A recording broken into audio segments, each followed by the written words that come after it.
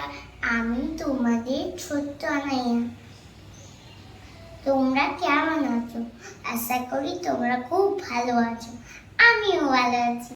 আমি তোমাদের শোনাবো বিশ্বকবি রবীন্দ্রনাথ ঠাকুরের লেখা চাঁদের বুড়ি কবিতাটি।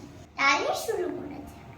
এক যে ছিল চাঁদের কোণে চোর কাকাতা বুড়ি, পুরাণেটা বয়স লিখে 700,000 কুড়ি। সাদা সুতো জাল বনস হয় না বুনন সারা, কোন ছিল তার ধরবে জালে হাজার কোটি তারা। আমার ভিডিওটি যদি তোমাদের ভালো লেগে থাকে, লাইক করো, শেয়ার করো আর সাবস্ক্রাইব করো। আর ধন্যবাদ।